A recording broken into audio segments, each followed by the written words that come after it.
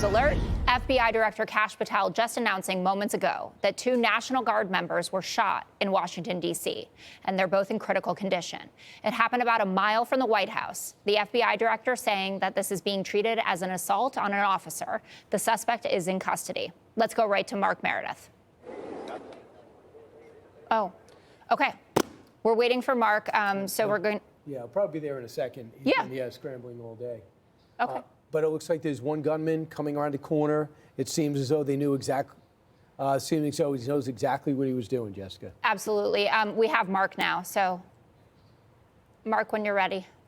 With you. I'm sorry, guys. I know we're having some communication. I can hear you loud and clear, guys. Great. Moments ago, we heard from the FBI Director Kash Patel, who said this was a targeted attack on 2 members of the West Virginia National Guard who were serving in the nation's capital as part of the mission to clean up D.C. This is a mission that has been underway for several months. We have seen Guards members come from all over the country at their governor's orders to deploy these resources, and officials are calling this a targeted attack. Moments ago, we heard from D.C. Mayor Muriel Bowser, who said this was horrific, that they're deploying all of the resources that she has at her disposal. But what was also very clear about this is that this person appeared to have acted alone, that this wasn't a multiple group attack, but instead one person who was taken into custody but also was shot.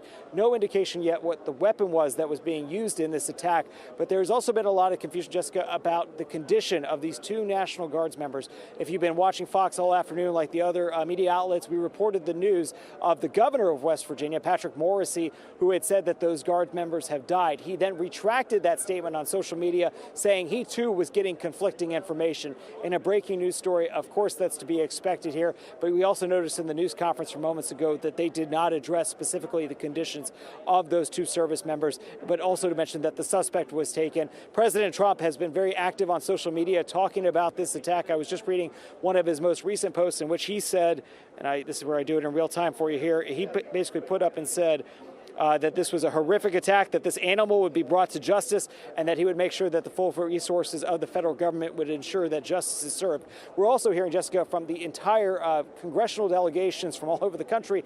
They're offering their prayers and support, but it has been quite controversial to have these National Guard members in D.C. So far, the lawmakers that I've seen on social media offering statements have instead putting the thoughts and prayers for those that were injured and not focusing on the controversy of this service to begin with.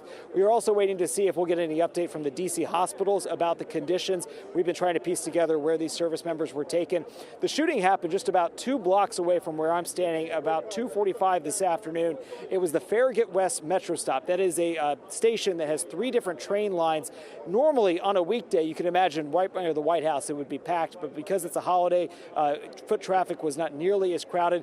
But there were people who witnessed this, and also from the buildings above. I heard from a source who was able to send me some of the photos from what they could see from their vantage point from up high, and all you could see was a sea of shattered glass because of the amount of gunfire that was exchanged, not only between this gunman who took down these 2 service members, but also the responding officers, the responding National Guard members that were able to get this person into custody.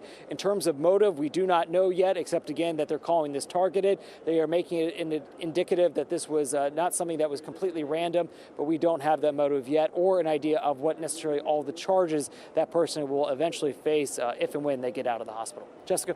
Yes, so we have some sound from J.D. Vance from a little while ago that I'd love to play. It's a somber reminder that soldiers, whether they're active duty, reserve, or National Guard, our soldiers are the sword and the shield of the United States of America.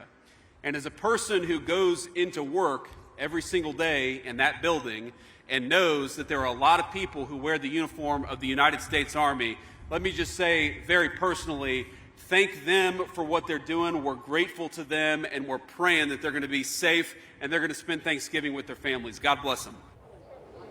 So that was exactly the right sentiment. It was good to hear from the vice president, and you see that being echoed from members of both parties and the various delegations. Mark, what did you make of what J.D. Vance said?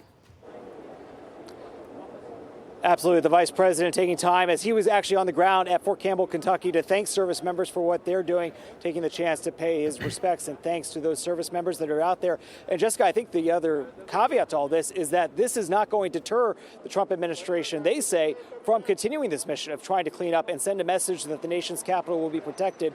Secretary Hegseth saying today that they're going to send even more resources to make sure that people know that D.C. is going to be cleaned up and that these attacks on service members will not be tolerated. How quickly we'll see those additional deployments, we just don't know yet. D.C.'s Mayor Muriel Bowser, who we heard from at the news conference, has had to walk a fine line here from supporting cleaning up the effort to clean up D.C., but also whether or not people will actually want to see the National Guard troops on the streets of D.C. She just announced yesterday, Jessica, she's not even going to run for re-election. It's been quite a controversial year here in D.C., but across the aisle from House members, senators, we are seeing thoughts and prayers pour in for these people that have put their lives on the lines to protect the nation's capital. So, Jessica? Mark, let me ask you, when you walk around D.C., is it pretty understood where the cops are, Border Patrol agents, and where the National Guard is? For example, do they have similar assignments, or are they just randomly walking beats? I spot the National Guard all throughout D.C. You'll also see them wearing HSI vests, like high security incident, people that you could tell are directed just to help out with this federal mission. I saw them last time I saw them was on Sunday evening. I live near H Street, which is kind of a popular corridor here in D.C.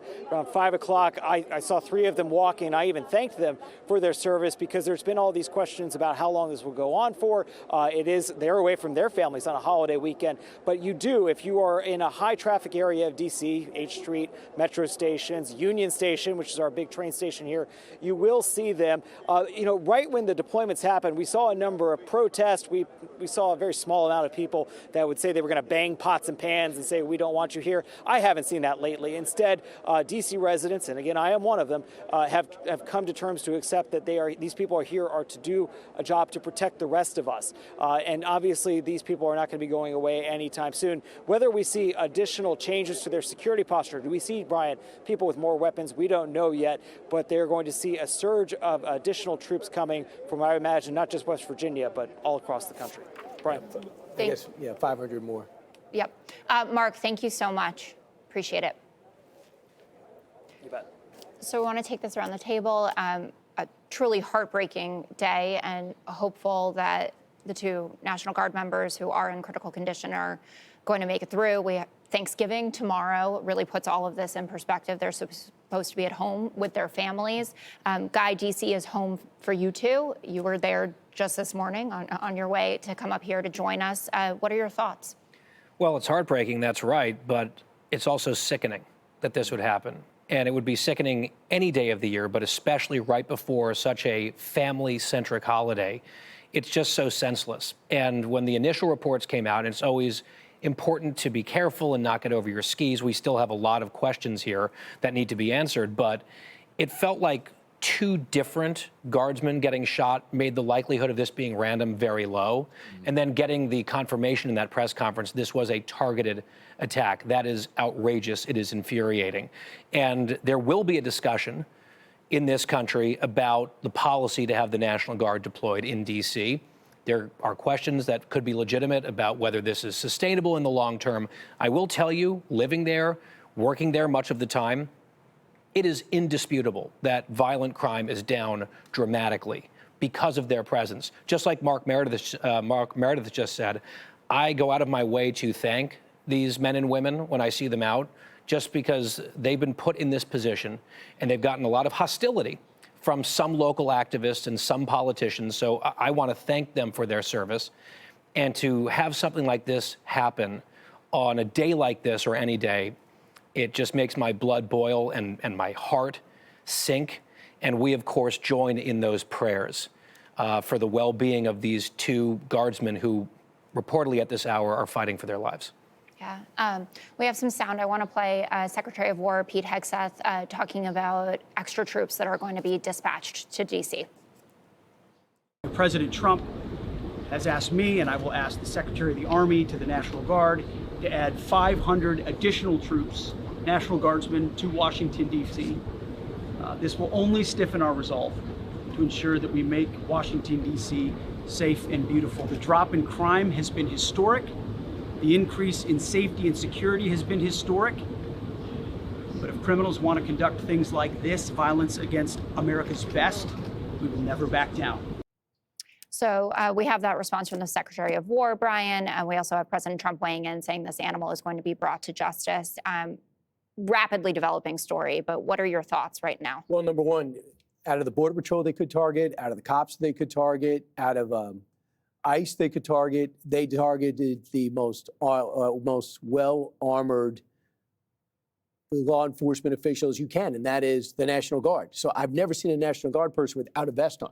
You know, they look like they're armored up. That's what's the criticism from some saying, well, I don't want that look on my streets.